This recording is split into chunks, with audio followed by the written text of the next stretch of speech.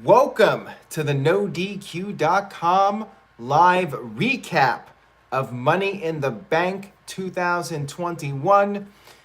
The WWE Universe is back, and as JR Jim Ross would always say, business has picked up. What a show from Fort Worth, Texas.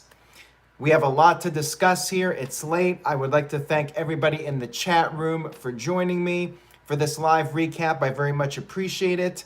And I do appreciate the super chats. If you do send one, please try to stick to the topic as we go match by match. If you can, that would be appreciated. Let's go ahead and get started right from the beginning. We had our kickoff show once again in the arena with the fans arriving just like the old days. Hamp Connell sent in a $2 super chat. He says, bring back the WWE Network. Thank you for that, Hamp, and we will get to that. There was an issue with this show, but not WWE's fault. We'll get to that soon. Tom McCarthy with a $2 super chat says, feels good to truly have wrestling back. Absolutely 100% agree with that. We have some moderators here, Virtue, TJS. Thank you guys for being here to make sure that any spammers get put in their place. They get the Smackdown laid on them. So, we had our kickoff, and we had the crowd reacting to everything going on. I knew this was going to be a hot crowd. Jeff Meacham is here too. Sorry about that, Jeff. I knew this was going to be a hot crowd when we had John Morrison and The Miz show up and the crowd started chanting Johnny Dripstick, because I've not been a big fan of that angle. So for the fans to react to that, maybe I'm out of touch, or maybe they're just so dedicated that they love anything WWE, and I think it might be the latter. I'm not sure, but regardless, I knew when we got the Johnny Dripstick chants, I knew this was going to be a really hot crowd for this show. Tony H with a $2 super chat says, I'm back like the fans tonight. Hi there. How's it going, Tony H? Welcome back. Haven't seen you for a while. I am seeing some people in the chat room that I have not seen in a while. So that is very much appreciated that you guys are back for this. And we have our biggest turnout in the chat room as far as live viewership goes in a very long time. Let's get to our first match, which was the kickoff. We had the Mysterios, Rey and Dominic, going up against the challengers for the Smackdown tag team titles, the Usos. Rey and Dominic had a very unique entrance where they arrived via portal. There was a pre-recorded video of them in outer space or somewhere with these CGI effects, and they actually jumped through a portal to get into the arena. Walter Cruz with a $2 super chat says, get a DUI and become a champion. They did that 2 times. Yes, so really good kickoff match here. Back and forth between these two teams. Johnny Boy sent in a $5 super chat, says, holy, what a show, and that ending A+. We will get to that, Johnny Boy. And again, I do ask if you guys can stick to the topic with the super chats. If you want to talk about the end, save your super chat for the end. The story of this match was that the Usos, they worked well together. And at one point, Rey Mysterio went for the 619 on Jay, but Jimmy took the bullet for his brother, taking the blow. And then Jay caught Rey with a super kick, went up to the top, hit a big splash, but Rey kicked out at 2. And they got me with this near fall. I thought this was going to be the end, but Rey kicked out. We got our first "This is awesome" chant, and the match continued. But the Usos managed to score the victory. Jay rolled up Rey, and then Jimmy used his feet to push into Jay's back, so Jay had the extra leverage and pinned Rey Mysterio. Really creative finish there. Thought that that was very well done. And yes, the Usos are the new tag team champions. We have 2 Debonair 1914 with a $5 super chat. Thank you very much for that. Says, damn near perfect pay-per-view. And TJS got this right, and thank you for that super chat. TJS, he was on fire. He did predictions with us, and he might have gotten everything correctly or very close to everything correctly. So congratulations to him. He did better than me, that's for sure. Usos won the tag team titles, and a lot of people are upset about this because of the obvious reason, Jimmy Uso getting the DUI. We've talked about this on other No DQ live streams. I hope that behind the scenes it's being dealt with and it doesn't happen again, but there's been a pattern, and I don't know what else to say about it. Usos are the champions, and apparently WWE has long-term plans with the Bloodline. They are officially calling it the Bloodline now, Roman Reigns and the Usos. And then backstage, Roman Reigns congratulated them, but was still making it clear that he's the boss. Anyways, nice start to the pay-per-view. If there was no DUI, I think everybody would have universally loved the title change and the Bloodline holding multiple championships. But yeah, the whole Jimmy thing, it's left a bad taste in the mouths for some people. We had our opening match, which was the women's Money in the Bank ladder match. Asuka, Naomi, Alexa Bliss, Nikki Cross, or Nikki A.S.H, excuse me, almost a superhero. Liv Morgan, Zelina Vega, Natalya, and Tamina.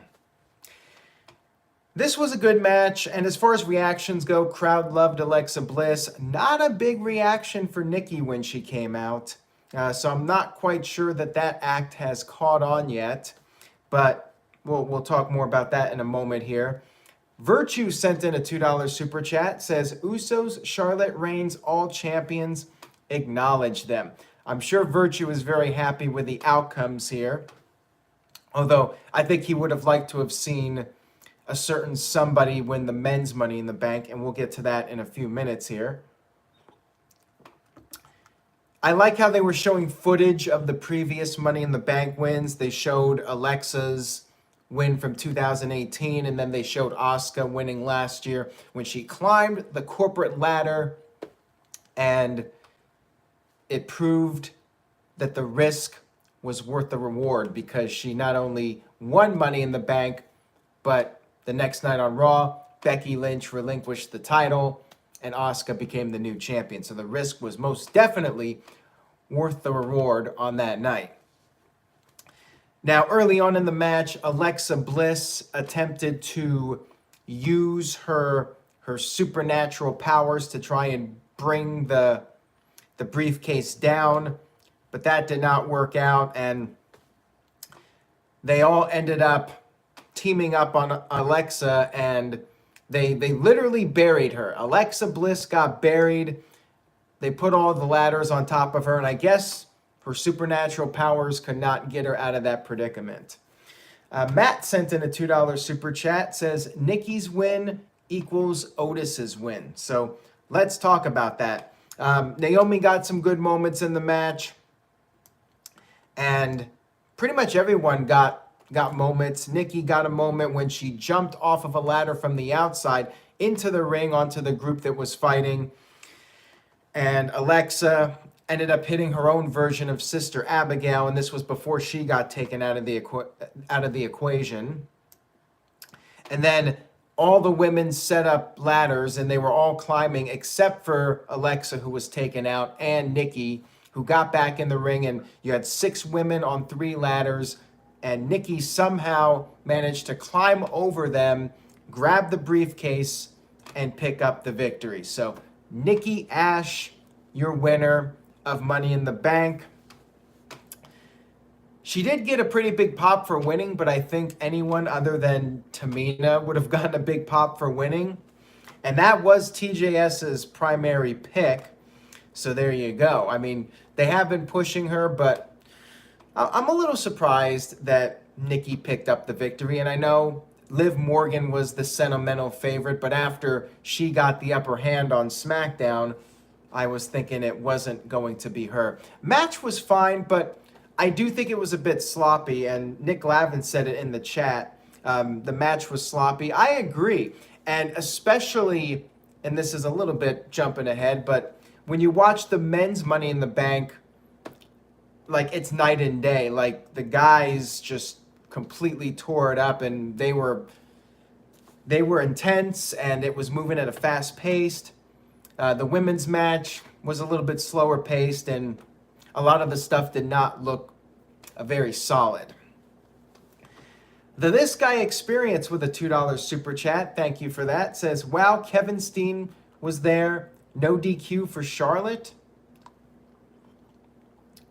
Yeah, Kevin Steen was there. I'm not sure what that has to do with anything, but thank you for that, This Guy Experience. I appreciate the super chat.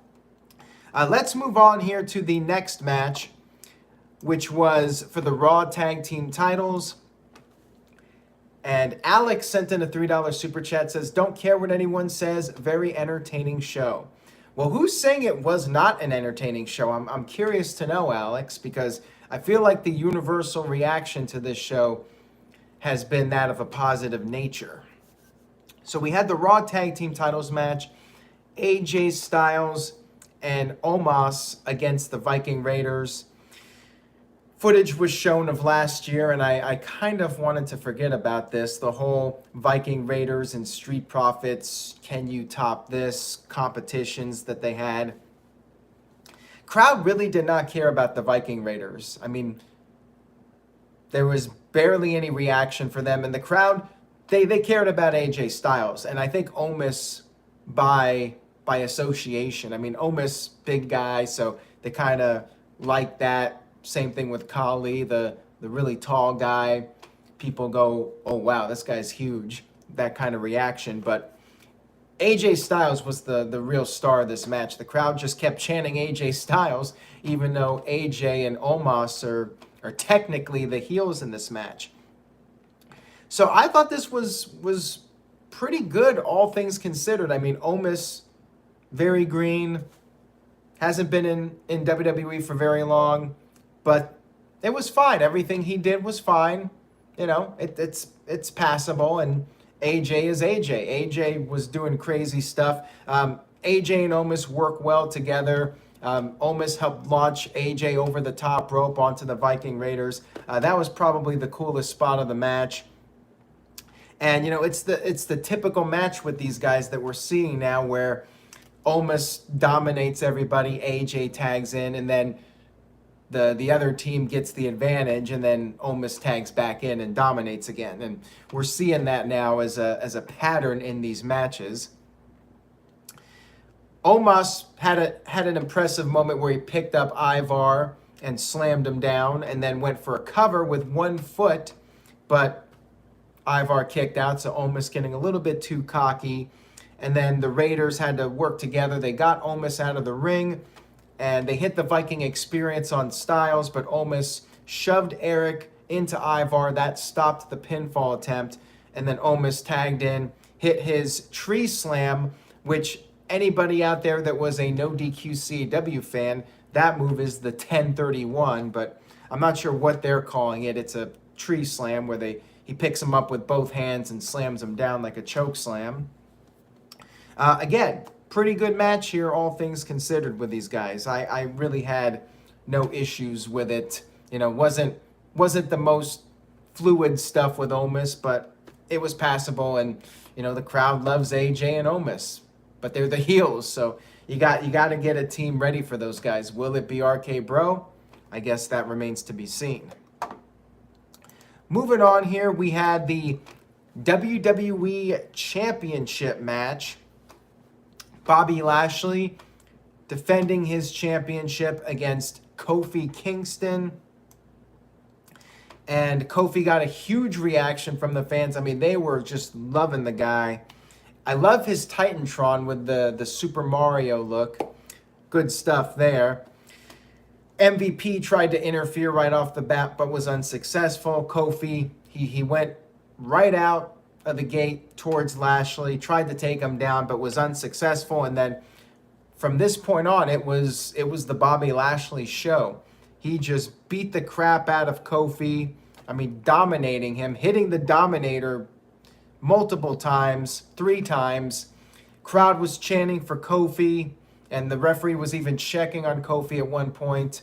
But the match continued, the massacre continued, and the crowd was hoping for a comeback, but we really did not get it.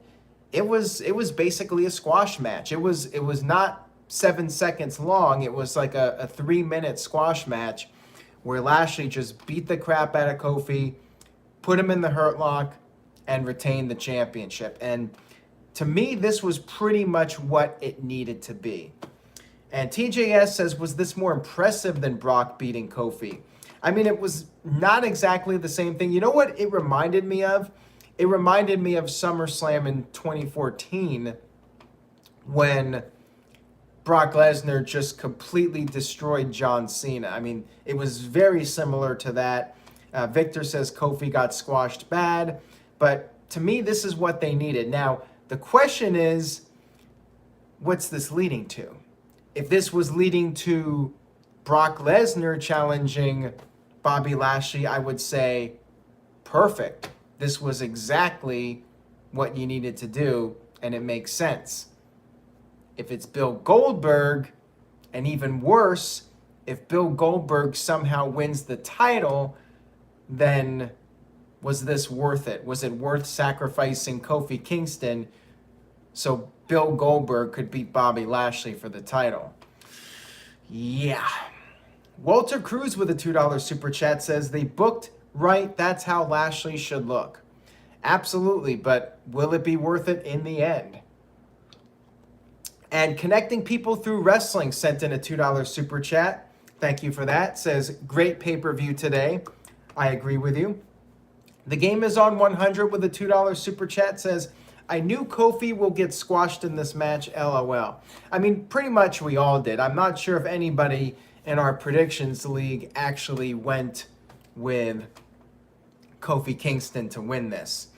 And Greg has an interesting idea, and we'll get to that here in a few minutes, about who could possibly cash in on either Bobby Lashley or Bill Goldberg. And I think we even talked about it on the predictions video for this. So we'll talk about that a little bit more in just a few minutes here.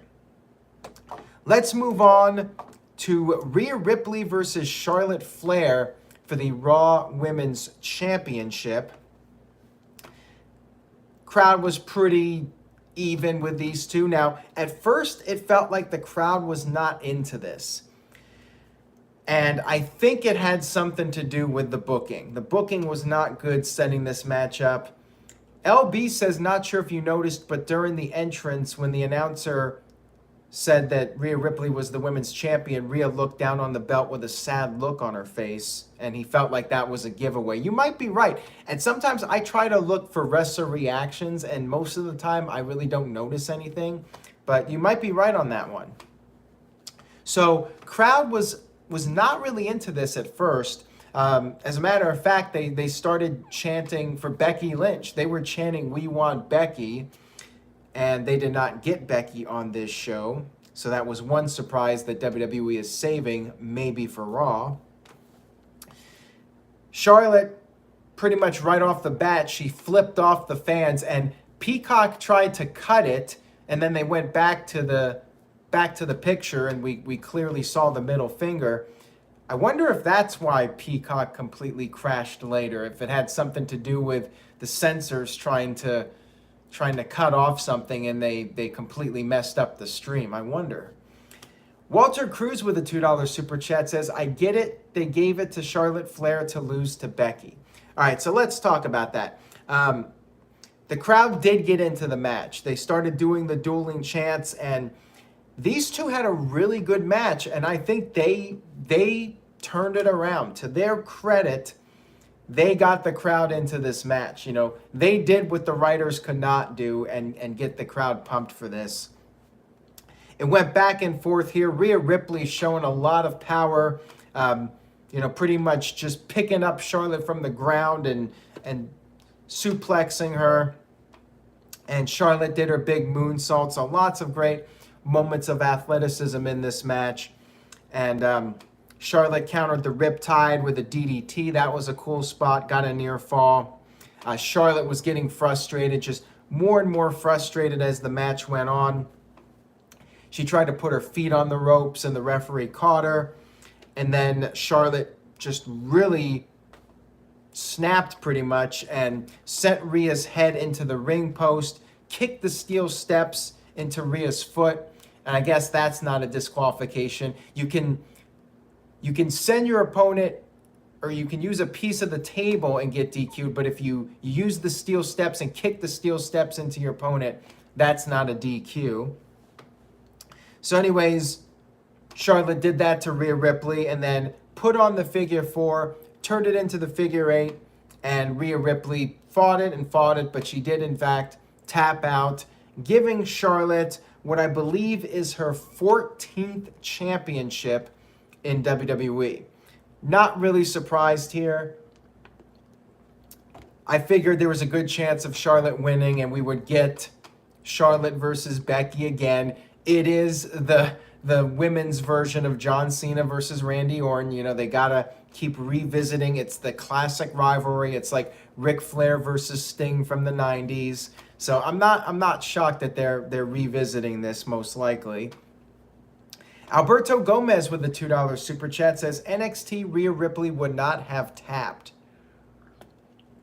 Yeah, well, it's not NXT Rhea Ripley, but you know what? I think this was Rhea Ripley's best match on the main roster to date. I mean, definitely better than the WrestleMania match, had the crowd.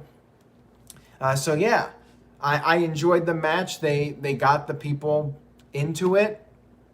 Hats off to them for that. And yeah, Charlotte probably facing Becky Lynch at SummerSlam. This guy Experience with a $2 super chat says 2 great world title matches. Hope Roman Reigns improved his mic skills. Well, he definitely did. All right, so let's get to our second to last match, which was the men's Money in the Bank ladder match. Ricochet, John Morrison, Matt Riddle, Drew McIntyre, Big E, Kevin Owens, King Nakamura, and Seth Rollins. Now, let me tell you about these reactions to the entrances. Let me tell you how the crowd reacted. Oh, wait, I can't, because Peacock crashed. Leatherface with the $2 super chat says, leaving arena, big screen looks badass, happy for Big E. Well, I hope you had a good time, Leatherface, and that's what I've heard about the new set. I know some people were like, oh, it's just a big screen, but I think it looks good. I think it makes the show feel major league. And we just have to accept that we're in a different time now, and WWE relies even more on fancy computer graphics more than ever. But anyways, I don't know how the fans reacted to the entrances. I presume everybody got a good reaction. There was a backstage promo with Nakamura and Riddle and Rick Boogs, but I didn't get to hear it because Peacock just kept flickering on and off with a black screen, come back with the picture, black screen again, and it was like this for several minutes throughout all of the entrances. Leatherface says KO got the biggest pop. Would not be surprised about that.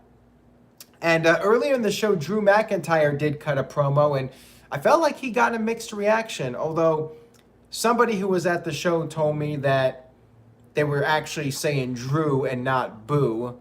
So not sure if he got heavily booed or not. But it felt like on TV he got a mixed reaction.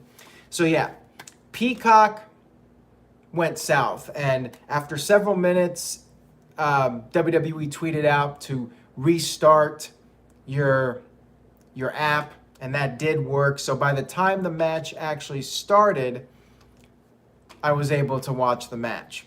I am going to go back and watch the entrances just to hear how the crowd reacted to everybody.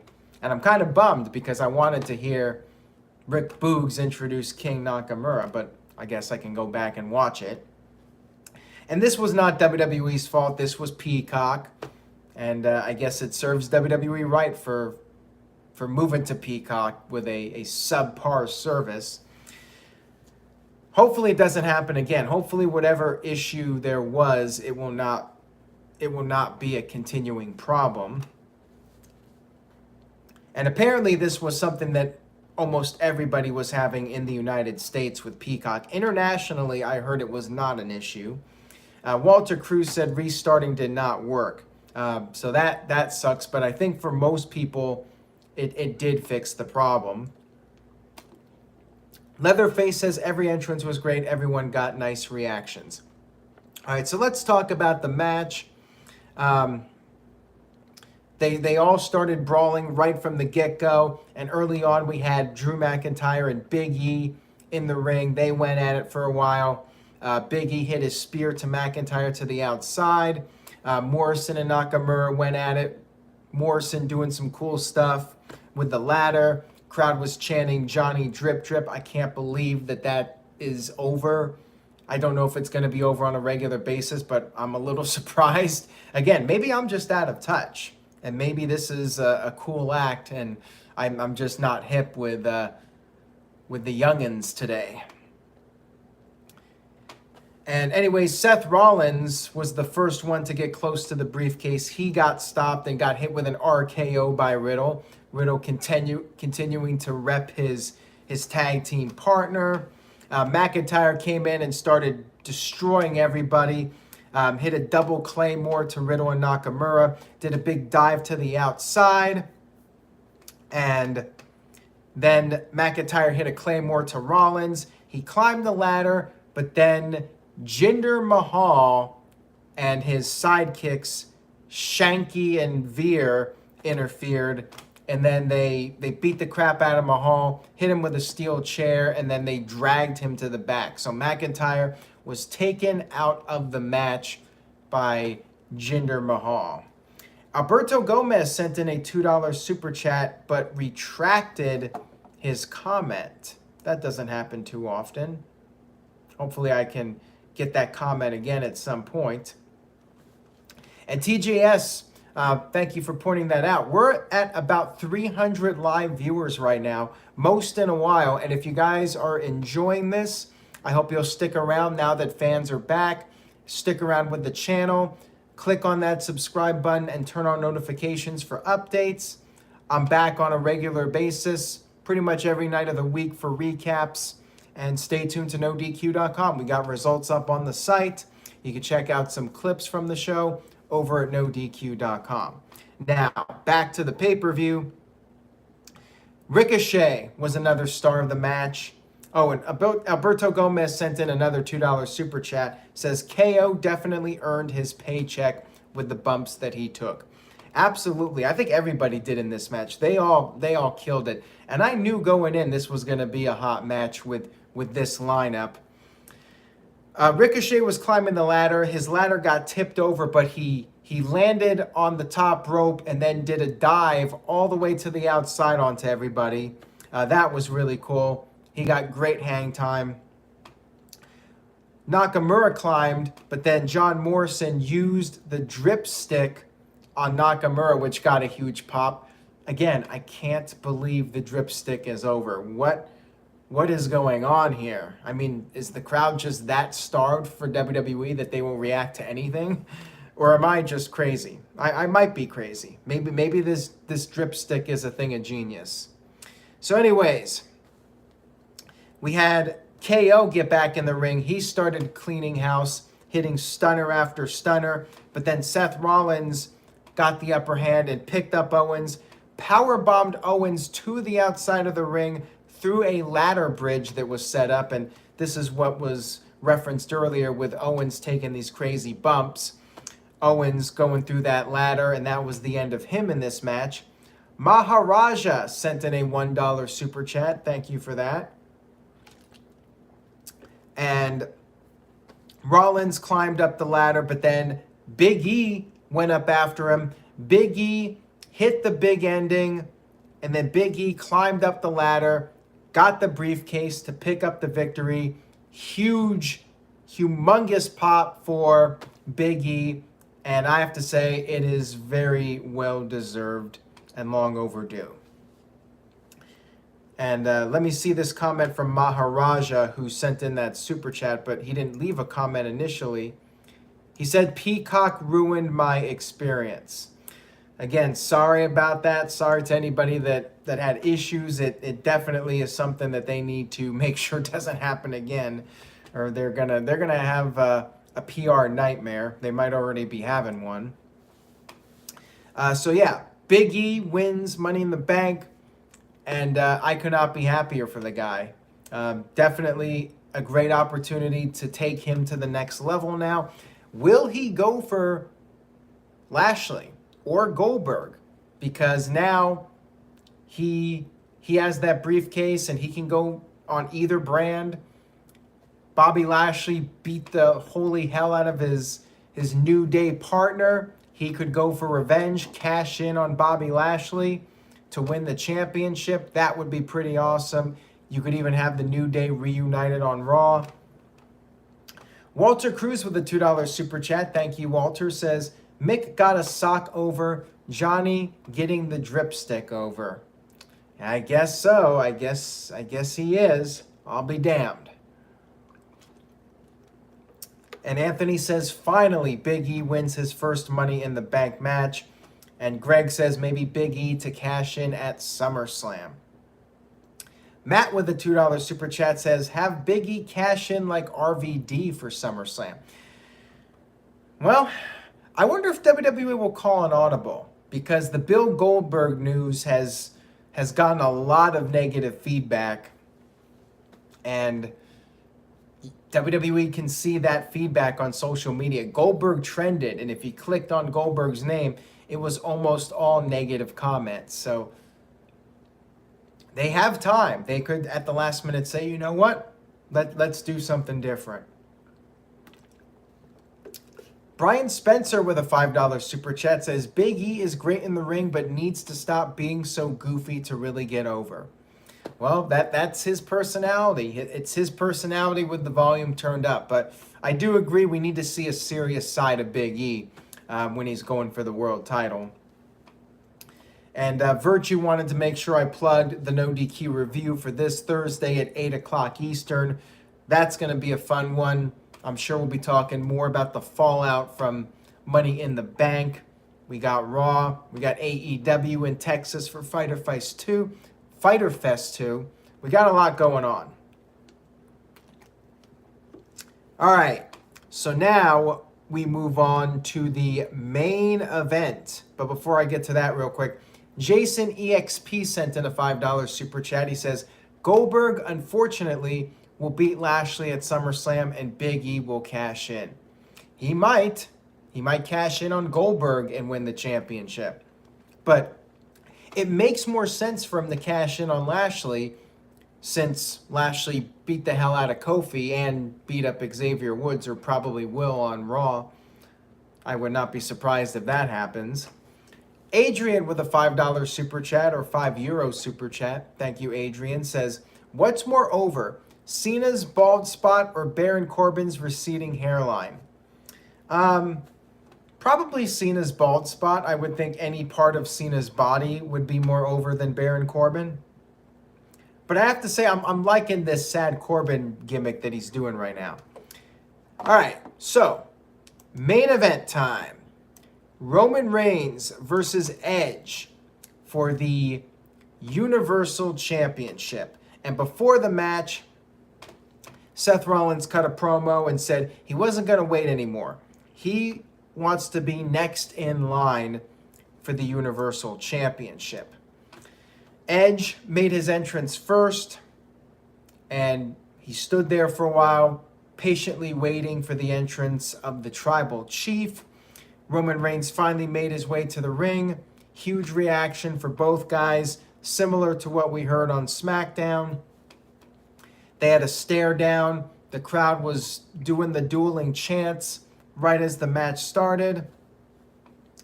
They had a pretty lengthy match here. Maybe a little too long. I mean, it was your typical Edge match, it seems lately, where It was a very slow-paced match in the beginning, feeling out process. Reigns worked over Edge for a while and was trash talking with the fans. I mean, I enjoyed it, but considering this show was going into its 4th hour, I was starting to feel a bit fatigued. And after, a Money in the Bank match where they're doing a lot of crazy stuff and it's very fast-paced, it was a little much.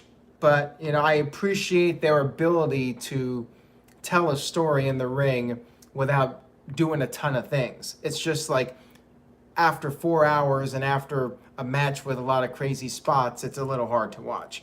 But, these guys are pros, and they kept the crowd into it, and they went back and forth after a while. Edge started to make a comeback, got a near fall on Reigns. He put the crossface on, but Reigns got to the rope, and then Edge went for a spear, but Reigns caught him with the guillotine, and the crowd went crazy for this. So Reigns really has gotten this guillotine over with the fans. Edge managed to use his own momentum to get themselves out of the ring, and then Reigns went for a spear, but he missed. He crashed into the barricade, and Edge got back into the ring, stopped the referee from counting out Reigns, went back to the outside, speared Reigns through the barricade, and then they managed to get back into the ring. Edge dragged Reigns back in, went for the cover, but Reigns kicked out. Alberto Gomez with a $2 super chat says, Roman is definitely getting his fans now. Well, he's always had his fans. I mean, he's always had his supporters, Virtue, among others. But now people are actually booing Reigns for the right reason, because he's a great villain, not because he's a babyface being shoved down everybody's throats. That's the big difference. Hamp Connor with a $2 super chat says, I don't know because I didn't get to see it. Wonder why that is. Again, the whole Peacock issue. Thank you for that, Hamp. And Walter Cruz with a $5 super chat says, I rather Big E keep the case until WrestleMania and main event with Roman Reigns. If Rock isn't available, he is face, so he will probably tell when he's cashing in. More babyface cash-ins, by the way, with Nikki A.S.H and Big E winning. Last year we had Asuka and Otis. Of course, Otis lost it to The Miz. But yeah, it would be nice to see a Money in the Bank holder keep it for a while before cashing it in. So back to the match.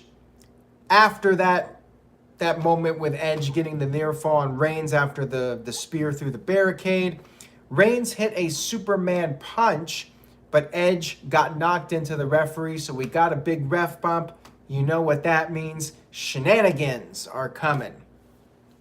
Reigns saw this as an opportunity. He went to the outside. He got the chair and broke off that bottom piece.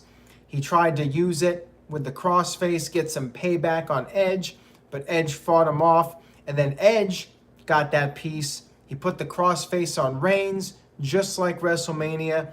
But then the Usos made their way down to the ring. They were stopped by the Mysterios. However, Seth Rollins showed up.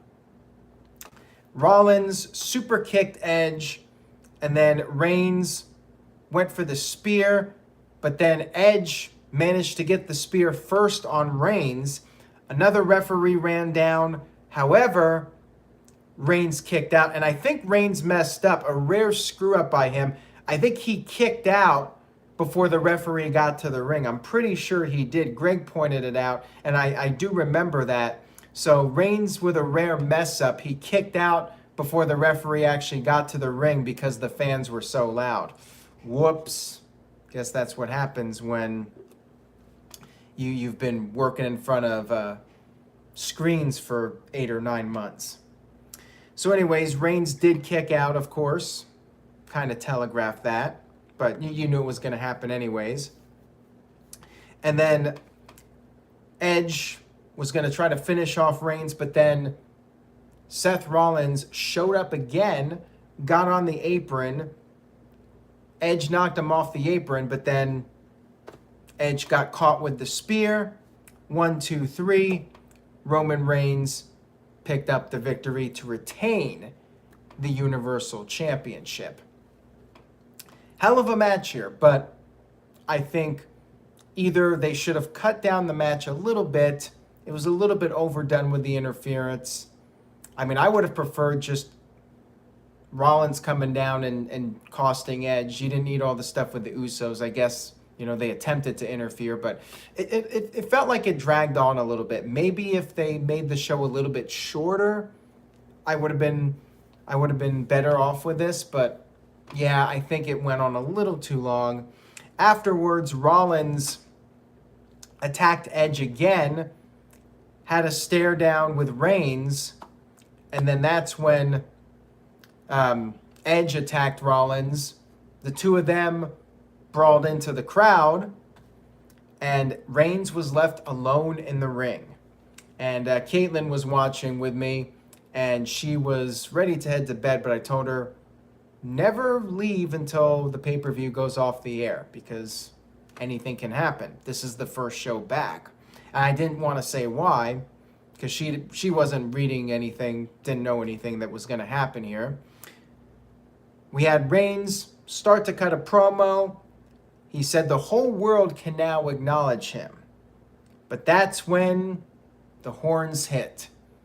And the man, the myth, the legend, John Cena made his triumphant return to WWE.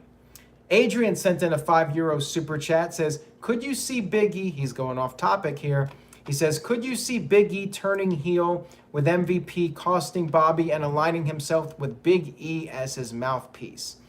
Probably not. I don't think Big E's turning heel. I'll just throw that out right now. I don't think that's going to happen. So, John Cena made his big return. Massive pop for him. Crowd just went completely unglued. And Cena soaked it in his ring gear. He ran down to the ring, threw out his hat, and all I can say is, I'm one to talk, but I think maybe Cena needs to buzz his hair. I'm surprised with a guy with that much money, you could certainly afford to fix that. But anyways, John Cena looking like a guy in his 40s. NYC KMP with a $2 super chat says, I wish WWE, got to scroll up here because it's moving away. He says, I wish WWE will return to 7 p.m. start time for pay-per-views. 100% agree with you. I'm upset that they went back to 8 o'clock. Hell, go to 6 o'clock. Like, people on the West Coast, they can do 3 o'clock. That's fine. Jason EXP with a $2 super chat says, I genuinely missed John Cena. How about you? Absolutely. I mean, sometimes you just don't know what you have until it's gone. I know a lot of people were happy to see Cena step away, but I think, being gone, absence makes the heart grow fond, or whatever the term is. I think that John Cena will go down as one of the all-time greats. And I know some people have been down on Cena for years, but it was always the fact that he never changed his character that I think turned some people off of him. But Cena always went out there and gave it his all.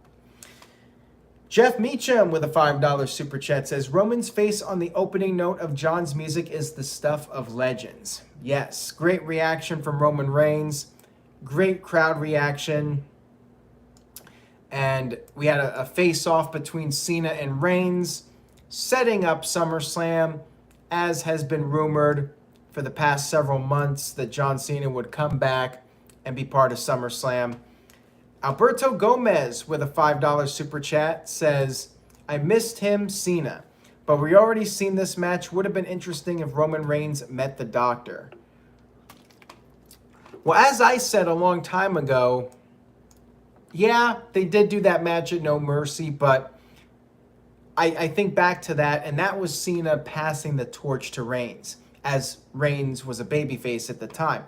But it's an easy story to tell because now Reigns is this new character, and John Cena can say, I thought I left WWE in good hands, but then you turned into an asshole.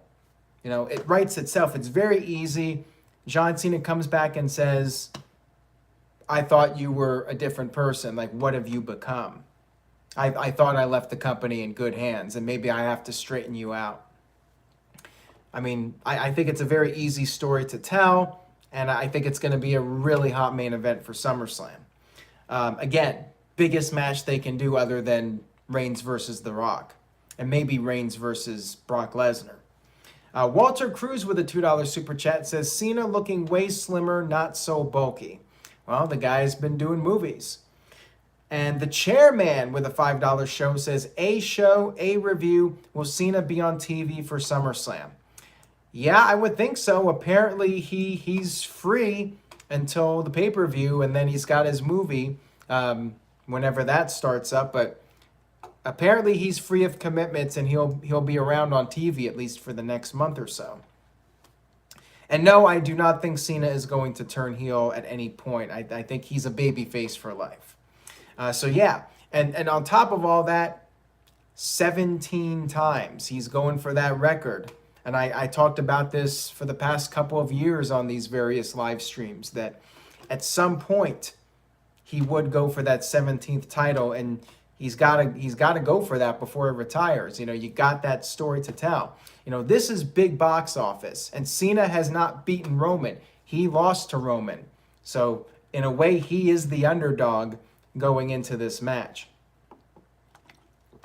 You got a lot of things that are making this a huge box office match. You got it at SummerSlam in Vegas, 40,000 plus people, and I feel like they'll sell more tickets now. They might hit 50,000 for this one. Going to be a huge show. Matt with a $2 super chat says, besides WrestleMania 36, when was the last time he wrestled? Was it one of the Saudi Arabia shows in 2019? I think it was, but I'm not entirely sure. I know the Saudi Arabia show was one of the last ones he did before taking some time off. TJS says it was a Raw, which I do not remember. So yeah, hell of a way to end the show. Pay-per-view was amazing. I mean, it was a great first pay-per-view back. Pretty much a home run. Women's Money in the Bank was okay, but honestly, I would like to just see one Money in the Bank match. If you took out that women's match, I mean, I think that the stuff at the end with Edge and Reigns would not have felt as tiring to watch, because the show would have been shorter. Jeff Meacham sent in a $9.99 super chat. Thank you, Jeff. He says, bigger money amount since no Money in the Bank stipulations to deliver on. Great pay-per-view overall. Happy for E and Nikki. Tremendous initial paving for the road to SummerSlam. Gonna be a fun 5 weeks. So I give the show a solid A. Not an A+. It was not a perfect show, but it was damn close to being a home run. And I think they set the bar very high for future pay-per-views. Crowd was excellent, and they never slowed down. The crowd stayed hot, and every match was very entertaining. Even the women's Money in the Bank was very entertaining. Not sure I would have gone with Nikki A.S.H as the winner, but I applaud the efforts of everybody, and it feels great to have the fans back. Johnny Boy, Israel Diaz given an A+. Michael Wayne, Terry, Mr. Dijakovic, CC Drink, and MVP Kev all given an A. And Calvin Bowman, Nick Lavin given an A. Adrian gives it a B and absolutely gives it a B+. Jason EXP with the $2 super chat says, how do you see tomorrow's Raw going? Well, would not shock me if we get at least one more surprise for that for SummerSlam. Will it be Becky Lynch? I would not be shocked if we see her on Raw. And we got some more build-up for SummerSlam, I'm sure. We'll probably see the opponent for Bobby Lashley on Raw. And we could see at least one, maybe two surprises on Raw. Mark says, why no Bianca on the pay-per-view? Because she had her pay-per-view match on SmackDown. She was originally going to face Bayley on this show, but that did not happen due to Bayley's untimely injury.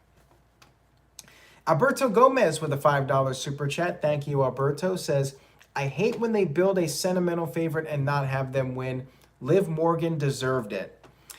Yeah, I mean, I think that would have been a better choice, but my gut feeling was they were not going to pull the trigger with her, especially after the angle on SmackDown. Roberto Bravo with a $5 super chat says, I liked it, but Raw is going to suck tomorrow. And it might be a good show. Now, will it be a good show 2 months from now? Once all of the buzz dies down, you know, with the fans, once they start having half houses and it's not a novelty anymore of being back at a WWE show and they don't have the John Cenas and the Becky Lynches to bring back, yeah, Raw might suck again. But I think for another month or so, it might be pretty entertaining. And Duran Show with a $2 super chat says, second best Money in the Bank. Yeah, you might be right. After 2011, this might be the best Money in the Bank pay-per-view that WWE has put out. Like, I feel that the men's Money in the Bank ladder match, that was one of the best Money in the Bank ladder matches ever, in my opinion. Great choice with Big E winning, and it was just nonstop action. And everybody looked great in it. It was just a lot of fun to watch. And I had high expectations going in, too, and I still thought it was excellent. So, yeah, definitely top-tier Money in the Bank ladder match. And Maharaja says the first one was still his favorite. Well, you know, that's always going to be a favorite, the original match, because that's the one that set the tone. And Roberto Bravo with a $5 super chat, talking in Spanish. Donde estas TGE Meech? Whatever the hell that means. I have no idea. I took 2 years of Spanish, and I don't remember anything that isn't on the menu of Taco Bell. So, definitely a pay-per-view worth watching. And if you missed it, I'm sure the replay will be on Peacock, hopefully fully intact. I do want to go back and watch those entrances for the men's Money in the Bank match. And I might actually watch back on several things from that show, because it was a great first show back. And for the first time in a while, between what WWE is doing and what AEW is doing, it feels like there's some optimism for the future, and it feels like it's a good time to be a wrestling fan. And I even said this a few months ago, like, we might see a boom period. We could see wrestling get really hot now that fans are back and both companies have some momentum. Walter Cruz with a $5 super chat says, I still see Money in the Bank at WrestleMania instead of its own pay-per-view, and see King of the Ring returning as a pay-per-view. I agree with you on that. I do like Money in the Bank as part of WrestleMania, and King of the Ring should be a pay-per-view with the entire tournament as the pay-per-view, and maybe you could throw in 1 or 2 matches in between the rounds. But I miss the one-night tournaments for sure. So anyways, guys, that's all I got for tonight. Again, subscribe, tell a friend, spread the word about the channel, and stay tuned to NoDQ.com for the very latest news and rumors. I will see you guys after Monday Night Raw. And Hamp Connor with a $2 super chat says, you're wrong. I very well might be, but I hope I'm right. Take care, everybody, and see you next time.